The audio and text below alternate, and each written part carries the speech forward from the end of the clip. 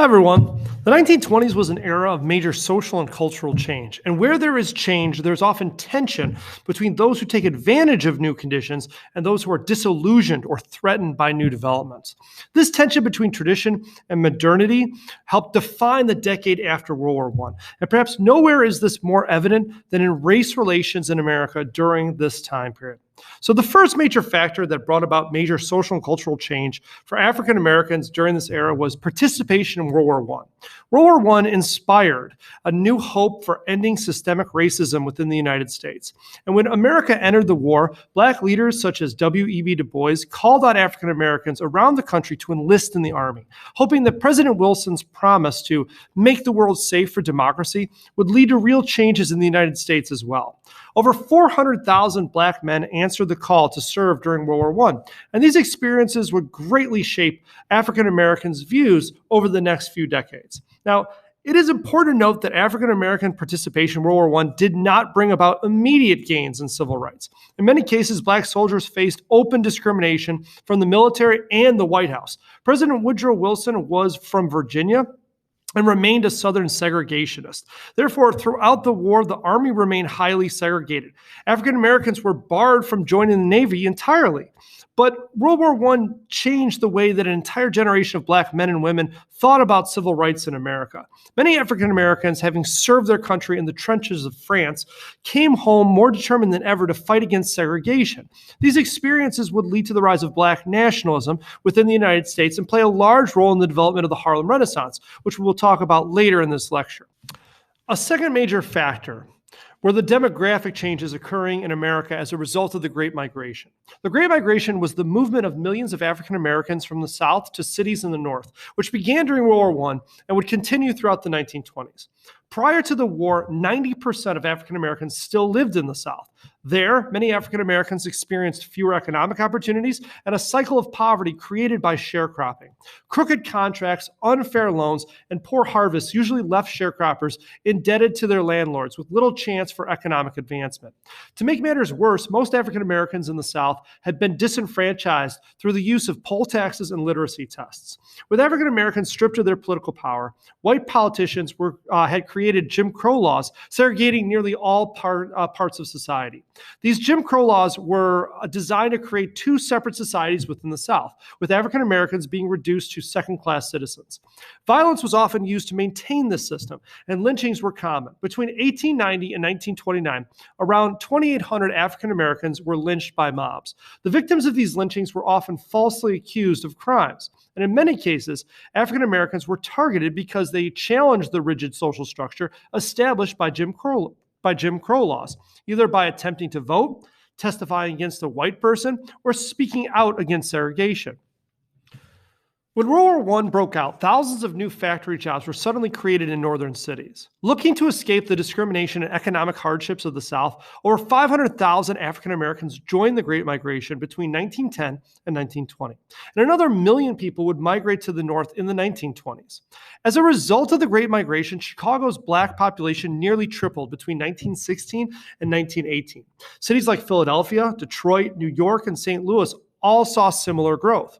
Black newspapers, such as the Chicago Defender, encouraged the Great Migration as well by circulating stories about economic opportunities in the North and posting jobs and train schedules.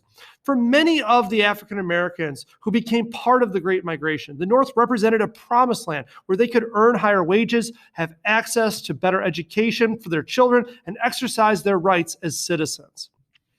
African Americans traveling to the North did indeed find new economic opportunities, but they also encountered discrimination and resistance from Northern whites. As large numbers of African Americans moved to places like Chicago and New York, they found many of these northern cities very unwelcoming. Many of these cities put racial restrictive covenants into place, which were used to keep neighborhoods white, even as thousands of African Americans moved into the city. Under these covenants, African Americans were legally prohibited from buying, renting, or leasing property in certain areas of the city, creating segregated neighborhoods in the North.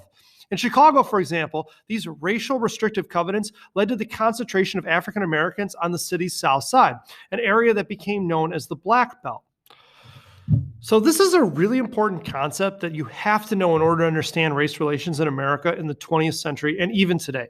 We tend to think of segregation as being something that only occurred in the South. However, the North was and still is heavily segregated, especially when it comes to housing. The segregation that was established through restrictive covenants would become reinforced by federal laws in the 1930s. This combination of de facto and legal segregation would create major barriers to African American homeownership for decades to come.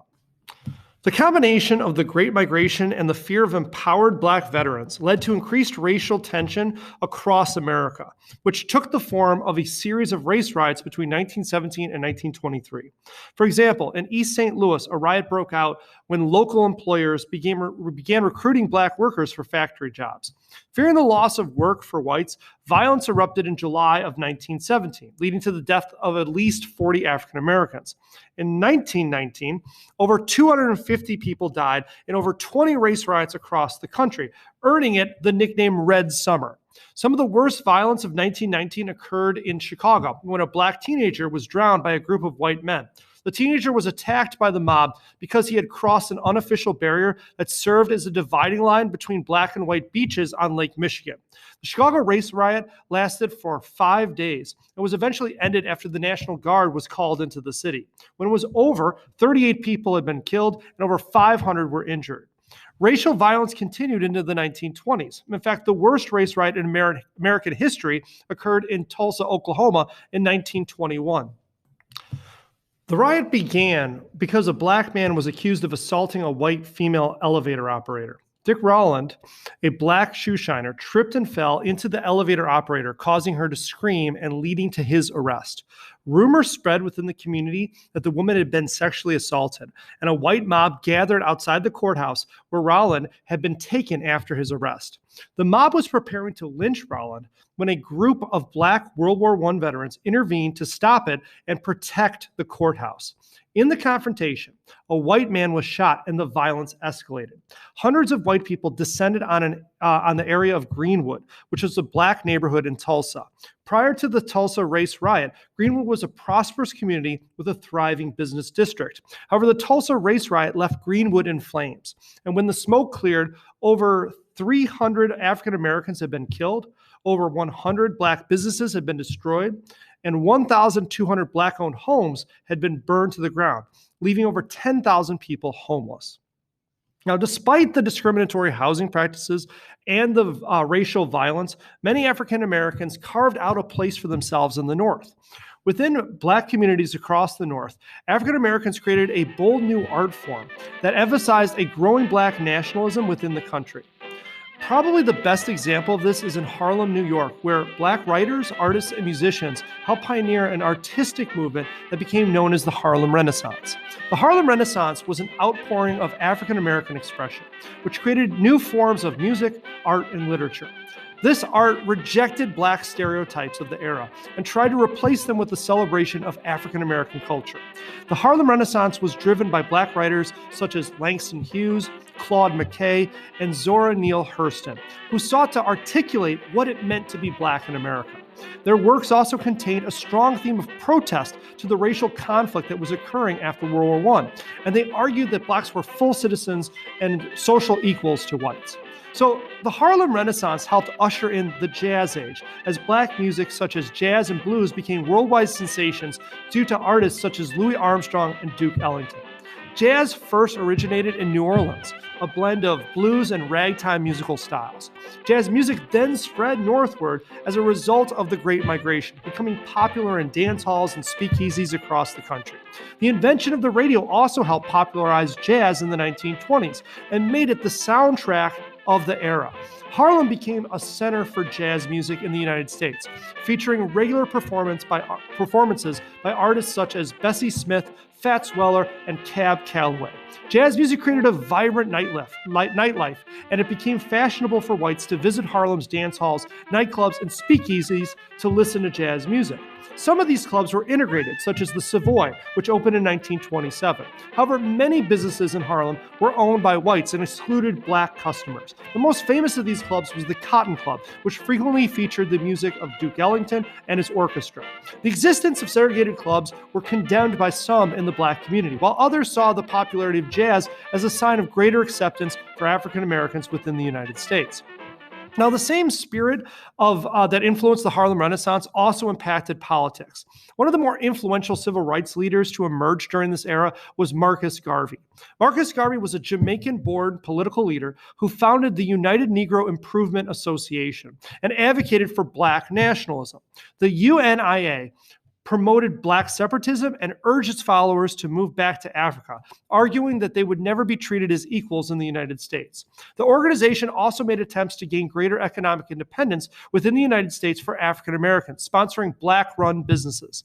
The UNIA collapsed in 1925 when the U.S. government charged Garvey with mail fraud in connection with one of his businesses. However, Garvey and the UNIA would leave a very powerful legacy of activism, inspiring an enormous amount of racial pride among his 4 million black followers. Additionally, Garvey's belief in black nationalism and separatism would have a huge impact on the ideas of later civil rights leaders such as Malcolm X. So the social and cultural changes brought on by World War I, the Great Migration, and the Harlem Renaissance led to a backlash within society and even further tensions within the Roaring Twenties. Coinciding with these events was the rise of white supremacist groups, especially the Ku Klux Klan.